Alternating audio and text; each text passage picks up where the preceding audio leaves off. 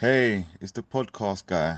Sutton United Talk Time on podcast. It's the Sutton Podcast. And there it is! Sutton United at the GM Vauxhall Conference have put our First Division Coventry City winners of the FA Cup themselves less than 2 years ago. And what a moment to enjoy for the fans of this Surrey side. They've had their moments before, but never one like this. But the whistle goes down. Delight for Sutton United. Sutton United from the National League are through to the last 16 of the FA Cup. No longer English football's perennial non-league club. A 123-year crescendo reaches a new peak for Sutton United, who are promoted to the Football League for the first time. Hello and welcome to another episode of Sutton United Talk Time on podcast. I said it was no more, but that was only 2024. There's more in 2025. I'm very, very sorry to tell everyone. We are in association with Lucky Star Gin. As always, I'm your host, and with me on today's panel, we have got Dan and Paul. Love hearing from you. Enjoy all the messages. Some of the messages over my Christmas Santa outfit was mixed response. Some said I looked very plump and some said I looked too skinny. So I was like, I'm not really sure what to take this. But do like, share, follow all the other stuff on social media. It boosts my ego because I definitely need my ego boosting. So please carry on doing that. Paul, didn't see you yesterday. How have you been? I was just saying to Dan, didn't make the game. Now, before everyone has a go at me about being fair weather, there was other things at play. But it was Andy, I couldn't make it. But I did watch the game. I watched the game on the telly. So good Christmas. That's why I didn't see you yesterday. Yeah. Dan, let's leave the wet weather for a moment. Have your eyes recovered from the coat? Oh yeah, I was a bit. It puzzled me because I was expecting the yellow and it was a completely different. Was that a Christmas? I meant to ask. Was that a Christmas present? It was. Thought it was. Looked like it. Got me a brand new iconic coat because the other one is falling apart. and the other one didn't. And the other one didn't stand out enough. I don't think. No. I think this one is going to make sure people can see me. Although worryingly, I saw two other people wearing yellow coats. I was like, whoa, that's my thing. Stop doing I assume it's framed, Mike, in the 1898 club. Well, at least one person suggested I raffle it. One person then also said, well, you might want to get some players' signatures on it to make it worthwhile or something. Excuse me, it's the iconic coat. How dare you? But no, it's just hanging up in there for when I walk the dogs because I'm not using the new one for that. We did set a knowing me, knowing you question. However, Paul has pointed out he couldn't find the email, so he may not have had any chance to think about it. Yeah. You got it? Excellent, lovely. So the jingle does play.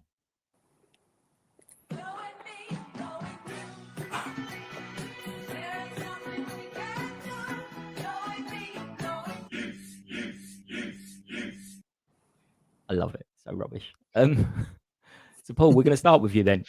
If you were given a brand new post, director of fan base, what would be the first thing that you would change? Director of fan base. I think the message came to me was design a pre-match event for fans, and I think I would. Same question, I think it was. But if I had to come up with something. The person who came up with director of fan base or design a pre-match event jargon, I think I'd get the person in the centre circle or the team in the centre circle, and then we'd shoot balls at them. I don't like where this is going. Oh, we'd shoot balls at them, and then with great venom, and then anyone who hit them can be the centre forward next week. So that would be the pre-game entertainment, I think.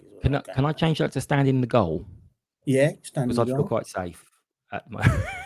Sorry, no, I should not have said that. That's bad. You'll come on to why I shouldn't have said that in a bit. Internal voice. Internal voice. Mucking around. But so I think, do you know what it is? It's like everyone wants the pre-match experience and change this and this and that, don't they? And I think I would just do the simple things really well. I mean, so coming from a 55-year-old bloke and a 17-year-old son, it's our thing. We go to the match day. We want a decent pint at a decent price, some decent food, in a place where we can have a chat and a natter with our mates and people we know. And so make the food and drink decent and decent competitive price. The fan zone is a great start. Improve it a little bit more, a little bit of cover. A heater would be nice. Can we afford a heating bill? I don't know. That would be really nice. So something like that.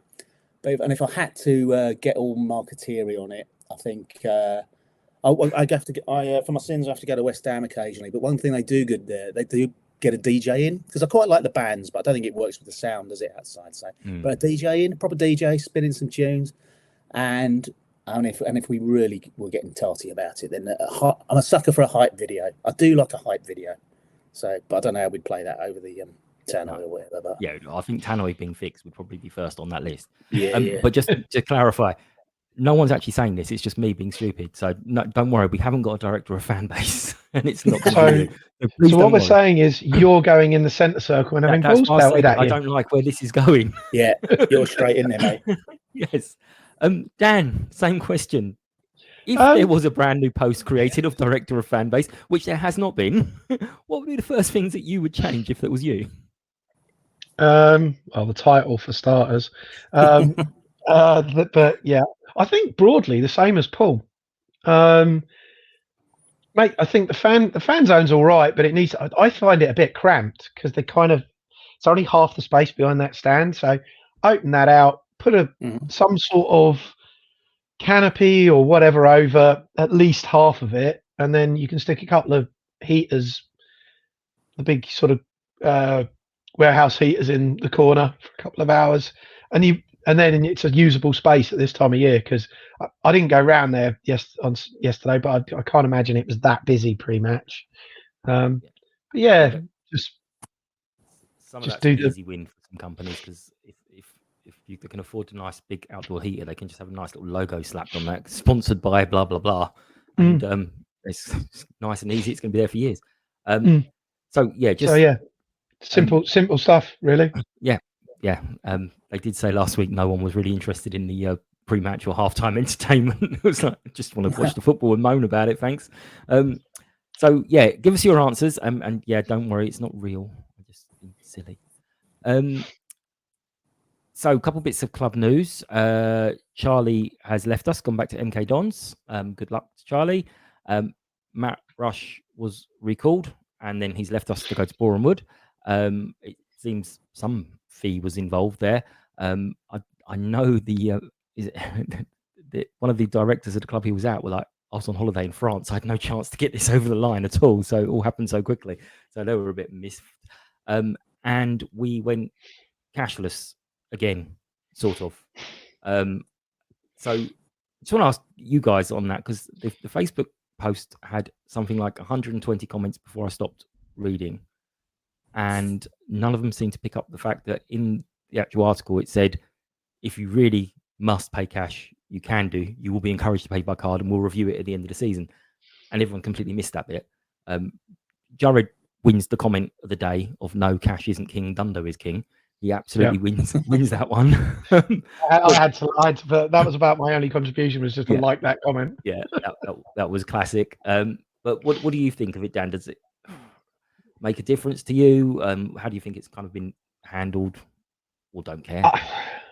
I mean, the initial announcement because it was announced back in November, over a month ago, and obviously that was done at like 3 days' notice, so everyone kicked off about it. Because whilst I can understand, I mean, the card stuff doesn't really bother me. I get there's going to be people it's not going to suit, So having the option to, okay, fair enough.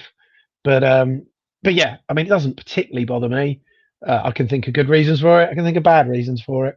But yeah, my main problem with it originally was that it was like 2 days' notice or something, and it's like, well, give people a chance to know it's coming.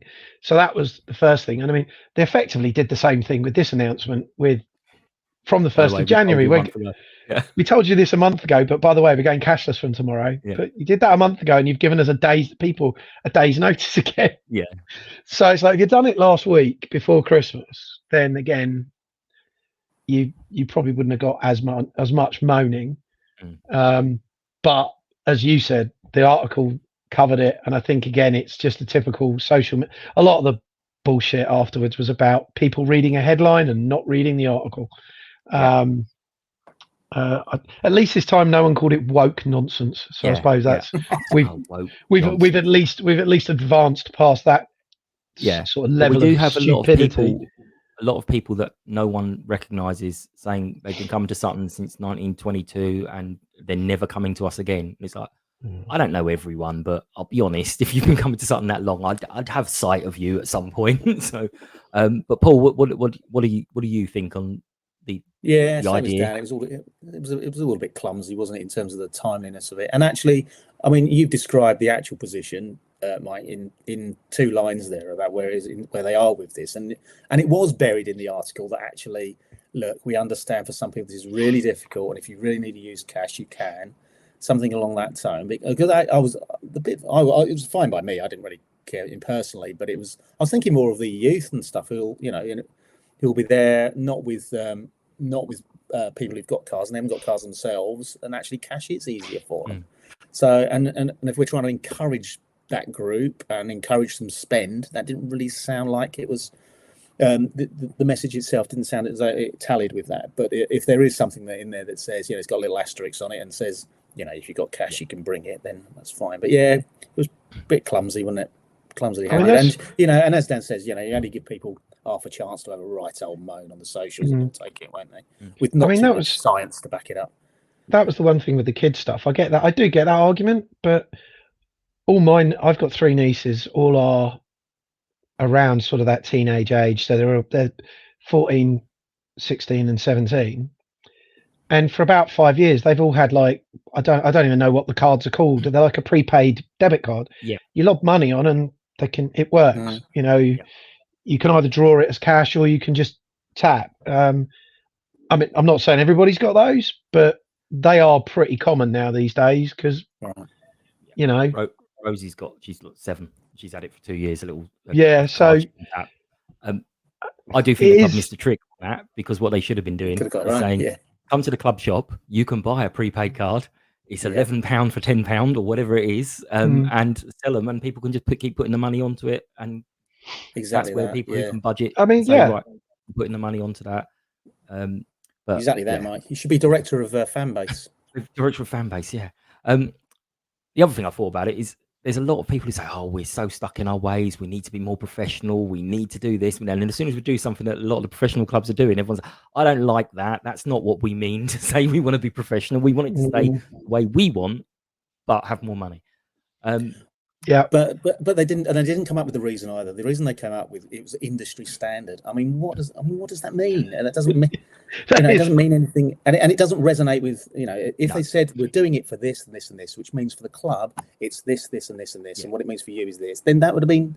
But no, it's industry standard. It's just marketing again waffle in the comments. And it was the last one. I think it's David Daines. He was saying that, to be fair, everyone thinking that cards are more expensive for clubs to use or businesses to use is way back in the day. It used to be that cards were more expensive per transaction, but now cash is way more expensive. And also, if you think about the amount of cash that's there, let's say over a weekend, everyone spends it on the Saturday. They can't do anything with it, so it's got to be stored on the Sunday, and the insurance will be like way up there because anyone could go. And there it is, isn't it? There's reasons for it. Yeah. Exactly. Just here, it's cheaper for us. Sorry about that, everyone, but we need to save every penny. So keep the cost down for you. Exactly. As a company. And also, what you've got to look at is that if you've got several thousand quid out there around over the weekend, I know the club used to bank with Barclays. I don't even know that if there's where's the nearest branch of Barclays these days? Not still the top of Sutton. Is there actually one still there? Because I know every other bank's. I know every other bank's closed in Sutton. There's no NatWest. I don't know. I passed by it. I've always assumed it's there. It must be the last one open, isn't it? Yeah, I think it is. I think there's a branch of Santander as well, and that's it. There's no high street banks anymore, so it's not like someone can just pop in and do it on first thing Monday morning. That'll be the next thing. Barclays in the Sutton High Street is closed because we don't put our cash in there anymore. Yeah, probably that now as well. Yeah, that'll be all over the sun. Go on. So in podcast news, got a new coat. I don't know if anyone heard that news. It's amazing. And secondly, based on Charlie Waller, I sent him a nice little message saying, "Good luck, Charlie," blah, blah. And he's then come back with, "Oh, thanks. I enjoy listening to the podcast, and I know a few of the other boys do too. So that terrified me. And I Little wave apologise. for everybody. Yeah, I apologise to anyone who have been listening. That any of my guests said anything horrible to, because I would never say anything horrible to you guys, because you're all bigger than me. But onto the match. I've tried to avoid it. It was wet. It was horrible. What did you? I mean, when I got there quite early, it wasn't that bad. But Dan, what were you all thinking watching with the weather and traipsing in the freezing cold and wet and the wind swirling around? What were your expectations and thoughts on the lineup? Yeah, it was a minging day. I mean, I got off the bus at the top of Sutton as normal, and between the bus stop at B&Q, what was B&Q, and O'Neill's, because we're going to stick my head in because Steve was supposed to be in there. The weather was so bad. I just went, screw it. I'm having a pint, and we'll get a cab down or get the train round. That's how bad it was. So yeah, we didn't hold out hopes for a particularly coherent game, but whilst it was crap, I thought the pitch held up brilliantly. That's where you're starting to see your investment there. And actually, I thought it was a half decent game at least. Both sides got it down, played. I don't think the wind and the rain particularly played a part in the game itself. So it was just being stood there in the cold, with it blowing watching right it. at us. Wherever we stood, it was coming Yeah. right at you. How is that even possible? It can't always be in my face. Paul, were you expecting a few goalkeeper difficulties? Yeah. I'm not So on when it goal. became clearer and clearer, I wasn't going to be able to make it. I was actually thinking it might get postponed, which would have been, on a personal note, would have been nice because I would have been able to watch the game. But but when I saw it was on, I thought fair play to the ground staff for getting that on. But as Dan said, it's the pitch has certainly helped, hasn't it? And I thought, I thought it was going to be a bit of a shame. I thought the wind would play a part. I thought it was going to be scrappy. And I think it probably might have been when we were playing Matt Grayball. No disrespect to Matt, got us a long way, didn't it? But the way we're playing it at the moment, I know there's a lot of it about the game that's disappointing. But the way we're knocking it about on the deck and playing it around, I thought they. That seems to be our style now, anyway. But suited the conditions. It was on the deck, and fair play to Aldershot as well. And as Dan said, it was a reasonable game to watch in those conditions. Yeah, I did. There was some of the Aldershot staff in the bar beforehand drinking teas or coffees. Just to clarify that they were looking very enviously at my Camp Cruiso, whatever it's called. But they were like, "Oh, go on and give us your thoughts. What should happen today?" And I said, "Oh, you lot should just go home and give us the points." They weren't impressed with that. But there was no Steve in the dugout. Did you notice that, Paul, from the TV? I didn't notice it from the TV. It was as I say, I was watching Dan and reading Gandemonium on the Twitter and various comments on your WhatsApp group and stuff like that. So I didn't know until the start of the game. But yeah, and it's interesting, isn't it, what the effect that has on a bench and a team. I mean, only they will know, really, wouldn't they? Yeah, I mean, as far as I know, they're fed all the information, and him standing there is only likely to antagonise the officials. So I'm not sure how much the players actually listen to what he's. I'm sure they do, Steve, but I'm not sure how much effect, because they're given all the information, and then obviously Anthony feed it to them. But Dan, what did you think? Again, there was nothing said about that. It was just kind of like Steve's not there. I mean, yeah, it just shows you how much attention I was paying. I didn't know until afterwards when it got mentioned in his interview. So, it's like, oh, okay then. No effect to do. It's this is the thing these days with not having your manager on the bench. I don't think it hurts you. I suppose the only problem you have is a communication thing. In that if they do see something being sat in the stand that he needs to get through to, but the lads will have been knowing with the way the guys are so organised these days. They probably he's probably just got Anthony or me on a WhatsApp call. He can just do a hands-free and say, "Oi, have you seen that?" So it's not difficult to communicate. And with him being sat up in the stand, maybe it gives him a slightly different view of things rather than being Yeah. at pitch level. Gives him a slightly better, a broader view, so he might see things he might not normally have seen. So, There was a manager years ago that did that. It was I know he got sent off. Yeah. I can't remember who it was. He got sent off, and he went, well, actually, I quite like the view from up here, and stayed up in the stands for a while. I can't remember who it was now. But Premier I League do ref remember, did it. Premier League manager, wasn't there? yeah, Who did it was a well. sort of high-profile manager who went, oh, actually, no Yeah. punishment here. Thank you very much. I'll do that. Yeah. So, yeah, I mean, it was unclear what it was for. I had someone telling me that he was sent off at Barnet, and then I think it turned out he had a fifth yellow card, which was surprising that it's only the fifth yellow card. But what I've written down, Dan, is chances, Nada's goal. How did you see the first sort of 25 minutes, half an hour? I thought first 15 we just didn't seem to get going. I mean, they started quite bright. They moved the ball around well. They had a couple of sniffs. We probably did well not to be behind. I mean, Jack sort of came racing out, half cleared one, and it rolled straight to one of their blokes. I went, oh, here we go, 1-0, and made the save. So we lived a little bit dangerously first 15, but then it seemed to be on 15.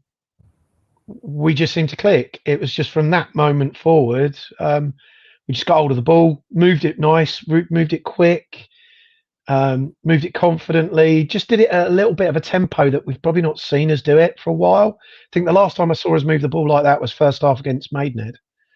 Just zipping it around. It, the passes were generally finding the mark. And it's the first time in a long time I've seen us dominate the ball like that. Certainly under Steve, where we've dominated the ball and just built pressure on the opposition, just slowly squeezed them, and then it led to a goal. Whereas a lot of our stuff this year seems to come from, a quick turnaround, a quick break, or we rob ball and it's just a couple of passes. We tend to score not out of nowhere, but it's suddenly a quick event. We don't tend to build up heads of steam like that these days with the way we play. So that was quite nice to see that we put the pressure on them and didn't let them off. Yeah. And once we scored, I mean, we were dominating up to probably 35 minutes. Probably needed a second, but we sort of just took our foot off the gas a little bit, and they came a little bit more back into it at the end. But I mean, overall, bar the slightly slow start, once we got going, we looked really good. Played some of the best stuff we've played this season. I thought, certainly tempo wise. Yeah, I mean, you always at our level, you always get those grumbles when the ball's going forward, then comes back, and it's like, no, just get it forward. It's like, well, no, you can see that there's nothing on, so they're keeping the ball. It's a better football. I get that we all just want it to lump forward and just quick goal, but it's not going to happen. Paul, how did you see the sort of first half? And I mean, the pressure to build up to Nada's goal was just immense. The way they just kept on. I mean, one hand you can say, well, we should have scored in one of the first options, but they just kept it on and on and on. So how did you see that first half? Yeah, pretty much like Dan. Really, I felt I mean, at the start, there's been a lot of progression here. I get a feel that the progression is there. That I think at the start of the season, it looked disjointed. They all looked a little unsure of themselves. They weren't quite sure what they were trying to do. And I think we're seeing more and more of that in patches, and it's a bit inconsistent, isn't it? And in fact, the game is probably you can shine a light on that game as the season really that started a little bit slow, but I really get a sense that they know what the game plan is. They know where each other are going to be. They can knock it around a little bit, and the tempo's there. I thought that it was there at Barnet as well. So I went to the Barnet game, and I thought there was some really good stuff being played there. So, so I think between those two games, I think I've seen us knock it around and been quite consistent, a little bit more consistent with it anyway. But they had their chances, didn't they? But we were definitely. I mean, we were swinging a lot in from some crosses from the sides without too much impact, but we'd get behind them. And it was a decent first 45. Certainly at the back end of it, anyway. Yeah. The second half, again with some chances. I think the best one probably fell to Will Davis, where he got his full studs onto it and it ended up going straight to the keeper. Whereas if he'd got kind of half a foot on it, it would have gone onto either side. And that's not criticism of Will. Obviously, I would never even been there. But it was just one of those, if you got that wrong, if you just didn't connect properly, I'd sound like Andy Townsend now. He's hit it too good. But we still had the chances and it was all ticking over. And it was like, okay, we're going to score. And then sort of 70, 75 minutes, they suddenly went, right, let's get back into this now. Even before Jack went off, Paul, they started to come back into it, and you just felt, oh God, hang on a minute, we definitely are going to rue some of those chances. How were you feeling at that point? Yeah, I mean, I'm no expert in the psychology of football or the tactics of football particularly, but it does seem to be that whole when you start to back off, or you start you're starting to think about changes, or I don't know what's going on. Just players naturally do it, particularly whether it's just an instinct that they're not flying in so much. But you did get a sense that, and Aldershot are taking more chances, of course, so and gambling a bit more. So you did sense that something was coming. And I mean, and I do wonder about that youth aspect or the young aspect of the team. That in terms of these scenarios, they're still perhaps not quite there with it. I was writing down some of the ages of the players. I hadn't seen it for a while. And I just did half a dozen before I got bored doing it. But there was 25, 22, 22, 22, 23, or just the 5 or 6. And that's young, isn't it? To actually, and game management, I think they're probably still learning game management a little bit. So, I think one of those orders, and we see some of the best teams. We see some of the best teams messing it up, don't we? So at Premier League level. So it's they say the best way to defend a 1-0 lead is to go 2-0 up, isn't it? And we didn't. 2-0 is a dangerous scoreline. Yeah, what is it? Is it 3-0? Yeah, it must be 3-0. I don't know. Perfect. We're not comfortable at 4-0. I just remember that Walsall game where we were 4-0 up and everyone went, yeah, this is going to go to shit second half. Dan, how were you sort of feeling sort of first part of the second half up to the sort of 70, 75 minutes they started coming back into it? Yeah, I was quite pleased with how we felt that they were obviously going to come out and have a bit more of a go because they had a bit of normal life towards the end of the half. But I thought we started again. It wasn't quite as coherent as the first half, but we were still creating chances.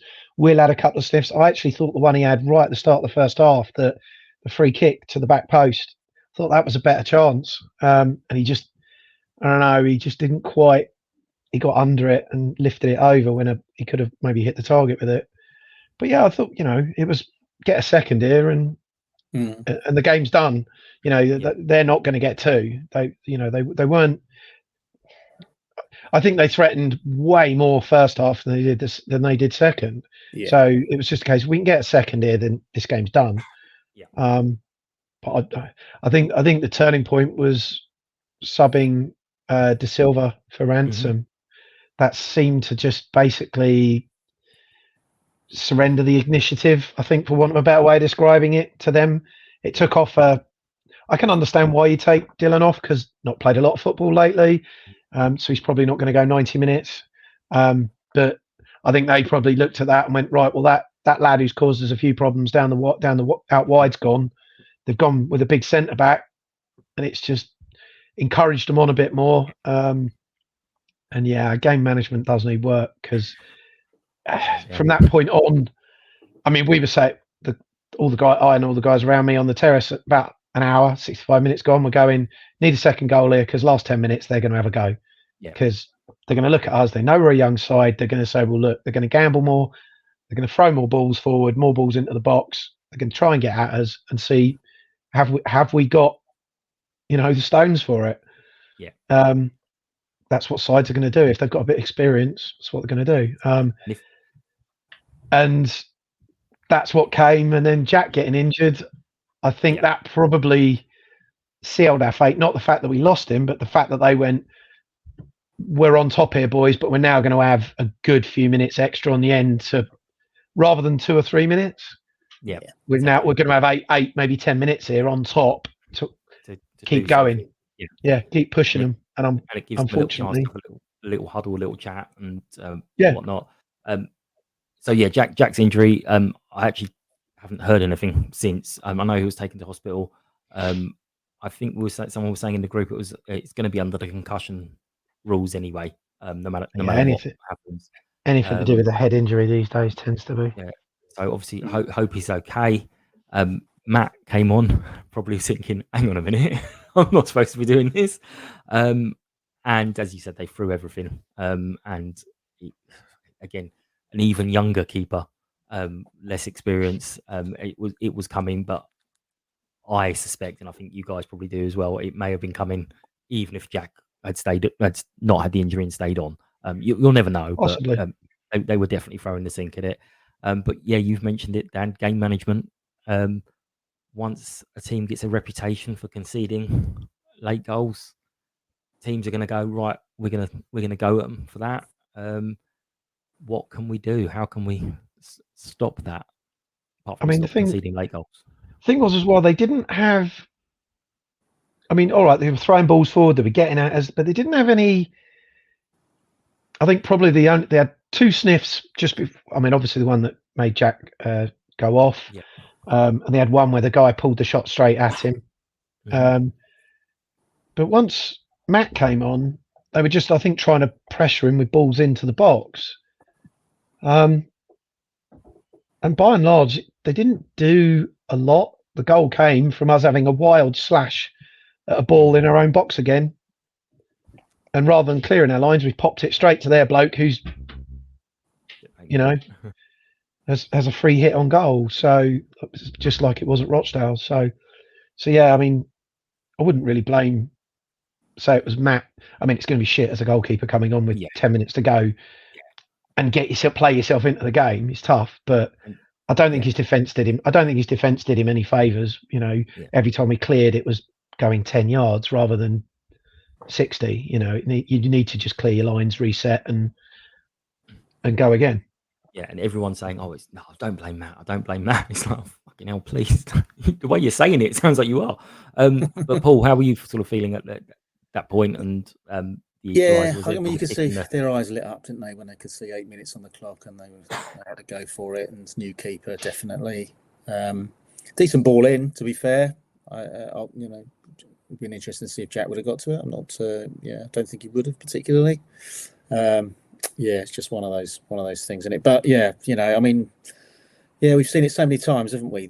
Slow the tempo down, play it to the wings, break up play, roll around the floor, all the dirty tricks, and we're just not particularly good at any of that at the moment, or we're not executing it anyway. No. And I guess, and I feel like it's a little bit of that is going back to the age thing. I don't know, but there's a lot less of that at under 18, under 21 level, isn't there? So I wonder whether that will just come. We need to keep Eastie on part-time just to do those training sessions. To go, right, this is what you've got to do. Scream as soon as a tackle comes anywhere near you.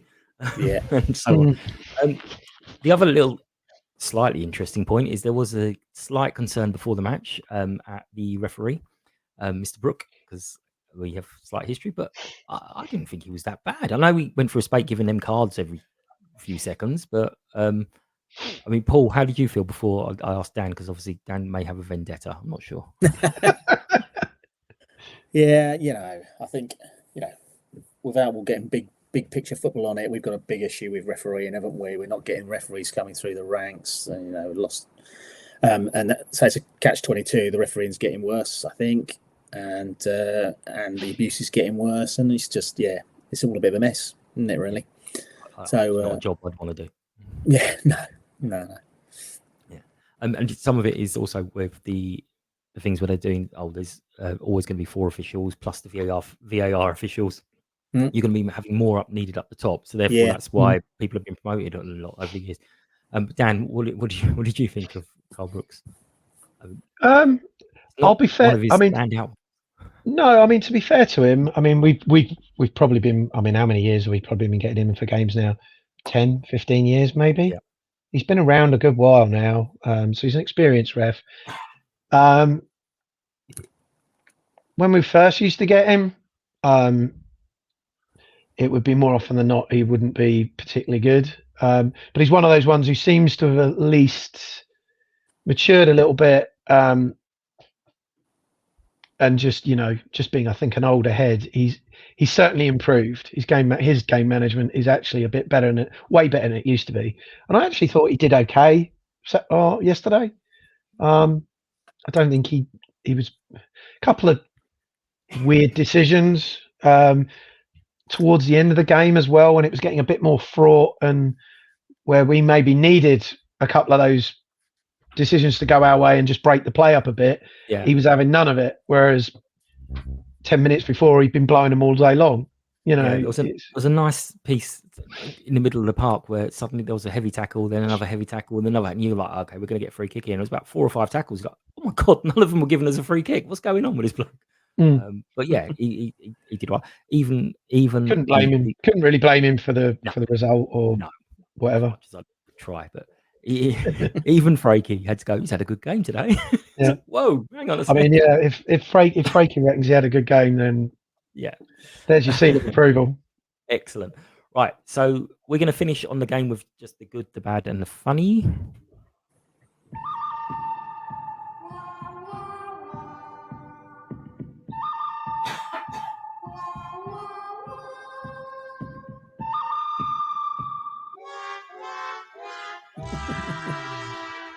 I still want to get do a clip of Fozzie Bear going wacka wacka wacka, because I think that'll be funnier. But apparently he only says wacka wacka. It's like, oh, that's not how I remember it.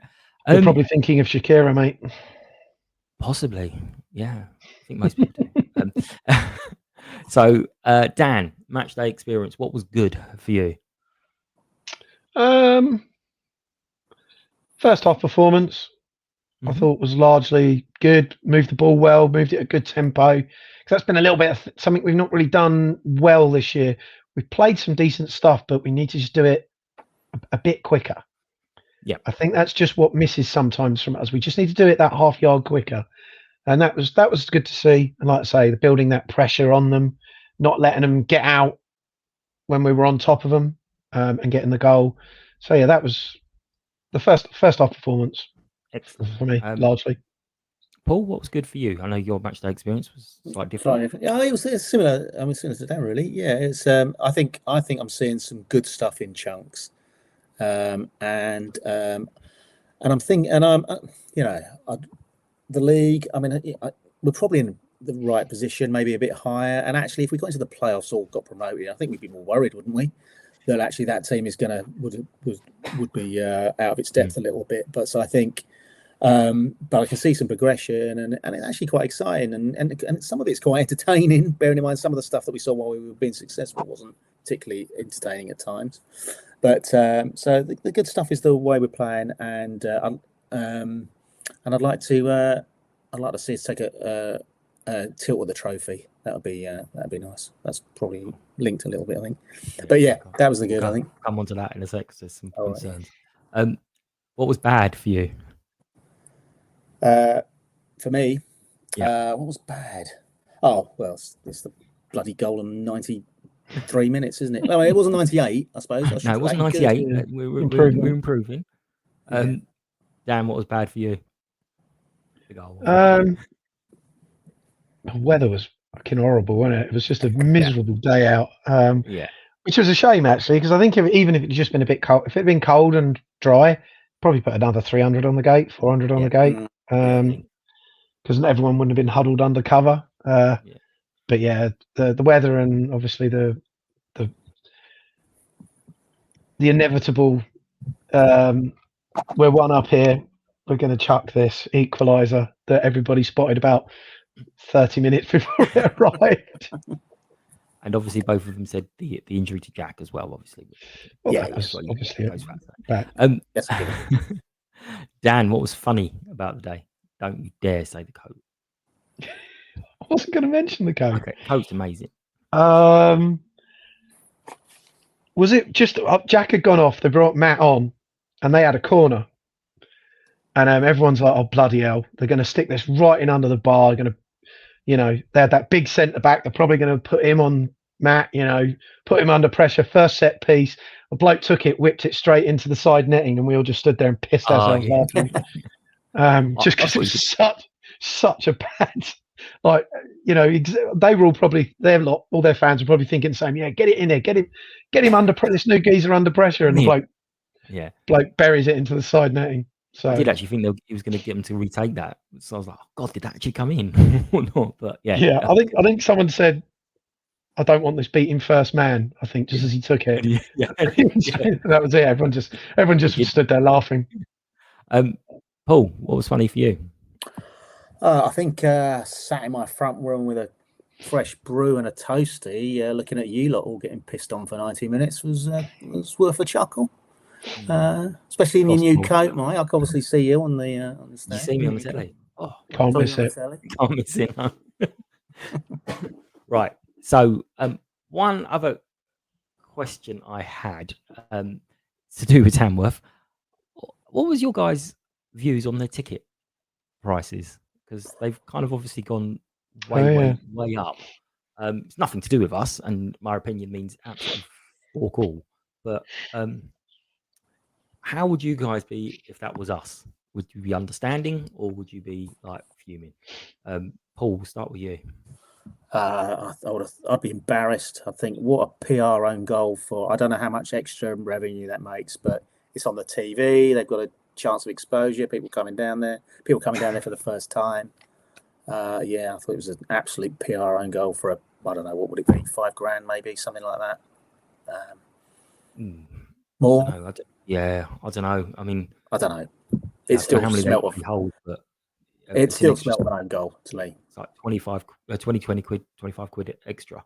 So I don't know how they get in there, but obviously they're expecting to sell out. And look at it, it's all going viral, isn't it? And just all exposure is good exposure. Dan, what do you think? Again, I mean, I get why people have gone what, because it is a big old jump. I mean, I think when we went there in the league, it was like 18 quid. So that's a score over your normal match day. Yeah. I get having to maximise the revenue because we had to do the same when we played Arsenal. I mean, we went to 30 quid standing, but a little bit, but yeah. But we'd at least had games in between. I think we paid all but the Wimbledon game. We're all at home. They're all fairly big ties, and it just crept up for each game. So it was a bit more. It wasn't a bit as much of a kick up the jacksie as that would be. It was like to suddenly go from your 18 quids to 38, and that is a big old jump. So yeah, it's going to be a bit of a shock to the system. I can understand that, but they've got to make the money out of it. But also, you've also got to look at it from the point of view of there's no replay. No, they've taken that away from them. So, if you're going to take money out of their pocket, which is, I doubt Spurs will put a great side out. They're not going to risk many first teamers. They'll still put a decent side out, but it's not going to be first choice. Yeah. It's a chance. To get them hemmed in at that little ground. It's on a 3G pitch. They're not going to like that. They've got the lad can bomb the long throws in. You can cause them problems. Yeah. In the old days, I would say that game would have a sniff of possibly a replay. Yeah. Well, they ain't got that now. No, whereas not. half full at the new White Hart Lane is £1 million to them. Yeah. And they've taken that away from them. So whilst I can understand people being pissed off with it being nearly 40 quid to get into a non-league ground, don't take money out of the pocket then. Yeah, I mean, it could be, and we don't know, and I don't think we'd ever know, but they could have actually emailed all their regulars that they know and went, here's a code to knock some money off in the checkout. Because we'll rip off it. You can't. Yeah, you can't do it. It's all pay, isn't it? You can't, and both sides have to agree the tickets, I think, still these days. Yeah, I know that. Oh, no. But yeah, you can't discount cup games. You're just not allowed to. Well, that's that one little straw. And the timing, Christmas, New Year. Yeah, the timing of it. Right on top of Christmas, it's one of them ones you can see totally both sides of it. But I would take the side of they've got to make the money out of it. They're not a big club. They've got to make their dough. So it's a one in a lifetime. They've got to make the cash. And greedy bastards like Spurs have taken the option to make the serious cash away from them because of no replays, because they want to ponce off and play fucking tours in Singapore and stuff at the end of the season. So I can't have it both ways. Give clubs like us the shout. Yeah. Well, my VAR idea of giving challenges seems to have come suddenly round. So my suggestion on the FA Cup was teams could say whether we want to go to a replay or not, or a result on the day. And if one team wants the result on the day and the other says no replay, then the team who wants the result on the day has to win. If it's a draw, Tamworth go through. That's it. So you said you don't want to replay. It's up to you. You can't decide after 90 minutes. You'd see teams taking it seriously then. But on Tamworth, what are we looking at? I mean, it was 2-2 at their place, 2-1 at 1-2 at our place the other week. Are we looking to complete the set and go for us winning 2-1 and have a nice even scoreline, one of each? We do have some injuries. Obviously, there's Jack, Arnie, Josh won't be back. Sidhu won't be back. Jaden, I don't think will be back. Not sure if Matt Kirby's cup tied. I think there was a chat in the group earlier that he was only an unused sub, so he may not be cup tied. And obviously, we've got no Matt Rush. So, Dan, what are your feelings on this game? And how do you think we're going to approach it, especially with the keeper situation? Well, I mean, I suppose it's down to what Steve's thinking is. If Matt is available, like we think he might be, because he was an unused sub, does he go with Matt, or does he go with, see this as a way to keep the season? Because at the moment, we're looking very much likely mid-table unless we have a kick on in the next month or so. So he's going to want to keep some interest, I think, in the trophy. Does he go and get a short-term emergency loan so he feels more comfortable there, or does he go with Matt? I'd be interested to see what they do as well, because I think obviously their big FA Cup tie we were just talking about is the following weekend, isn't it? Yeah. So obviously they're a part-time side. They're not going to have a squad of 35 they can pick from, so it's going to be a relatively strong side. But how interested are they going to be? Well, last time we said that was Grimsby. I know. Right, and it was their fan was like, "Oh, just don't hurt us. That's all we're asking. Just don't hurt us." And you've done us. And then we rolled over and died for them. If it was me, if we were in that position and we had a FA Trophy tie that could be seen as winnable, because obviously they've drawn and beaten us, and then a week later an FA Cup tie against a Premier League side, I'd be like, no, let's target the FA Trophy because we've got more chance of progressing on that one, haven't we? I mean, yes, there's a lovely payday, but you don't have replays, you've already said. So yeah, I'll be like, oh no, go for the trophy. Paul, what do you think? How do you see it going? And I mean, just on that, I mean, it's a chance for these players to be on TV against a big club, isn't it? So suddenly players score your squad and take that opportunity away from your first team would be quite difficult for a FA Trophy game against Sutton. But I mean, the mighty Sutton. Cup specialist Sutton. I mean, we're 6 points. As Dan said, it depends what I think it depends what management's feel on this one is. We're 6 points off the playoffs, and we're 11 points off relegation. It feels like, but are we going to put a massive run together and scream up the table to the playoffs? It doesn't feel. Yes, we are. Yes, and I hope those players are listening, and we're fully behind that. But you get a sense that that inconsistency will still be there, and we'll probably win as many as we lose. But so maybe an FA Trophy tilt. I mean, we haven't won it before, have we? So, and it'd be really nice to do that. And I don't know about you, I've got a taste for Wembley. I'm happy to do that again. So, but yeah, and we haven't got a massive score. We've got some injuries, so I don't think we're talking about putting the first team out, putting the squad out. We've got what we've got. So, yeah. I mean, the FA Trophy's never been held outside of Wembley, so I don't think we've ever had a chance of winning because we always lose at Wembley. So, the National Trophy's not at Wembley, so we might go for that. Sorry, Dan. Don't do it. It's fine. Does anyone even know where the final of that is? I don't think the FA or the National League know where it is. I'm unsure. They Doesn't produced surprise the me. details of the competition a week before it kicked off, so it might be semi-finals won. They then go, right, we'll have the final down at the Rec or whatever. Who kept their goals up? Let's see what's available. Yeah. So what's your predictions, Dan? What do you reckon? I don't think you play the prediction league, so No. go as wild. It really comes down to, I know we're a bit short at the minute with bodies and things like that. And I don't think it's going to be a classic because I can't see them being. I think obviously they'll play because, like I say, they're not going to have a big squad, so they're going to put their lads out. But it's whether how hard are they going to go?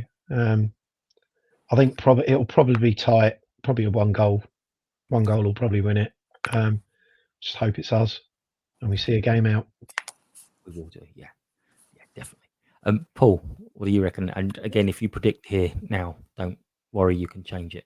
Yeah. I do fancy us for a win. As I say, there's lots of factors at play, isn't it? But I do fancy us to win. But if I put a number on it, I think it's all going to come together, and we're going to give a good old Tonkin, and it's going to be 4-1. Ooh, well, I'm going for 2-1 just to even it up. So it was 2-2, 1-2, 2-1. That's just, I like a little order in my life. So we'll go from there. But one other question, because I had a conversation with someone yesterday, obviously, at a football, and I said, well, we're unbeaten over Christmas. And they were trying to tell me that the Christmas period starts on the 15th of December. I'm like, no, I'm not having that. You can't have that 15th of December. I mean, does it go on to the 15th of January? So I'm saying unbeaten over Christmas, unbeaten in 2025. What do you guys say in that? I mean, I know I'm being extra positive, but yay. But Dan, when's Christmas period start for you? 24th. Okay, fair enough. Excellent. Dan agrees with me. Paul, you? Yeah, I'm not a million miles from there. I'd go with 23, something like whatever my last working day is. I think that's probably wherever that falls. To be honest, some people work on the 24th, so that don't. Yeah. So you I had to this year, so yeah, exactly. So you do agree? Yay! We're all Scrooges. Cratchit, keep working. Right, guys. Thank you very, very much. Anyone who wants to join in the prediction league? The codes are all over the place. I don't even remember where I've last posted them, but I'll get back onto that soon.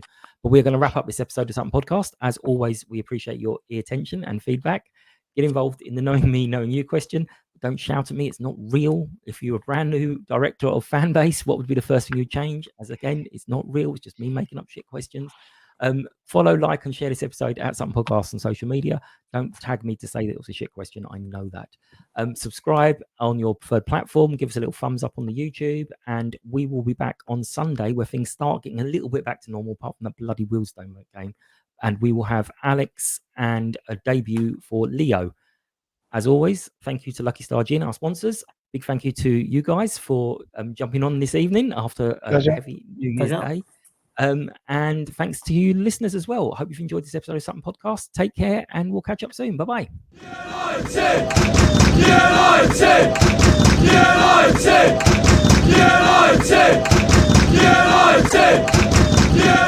United!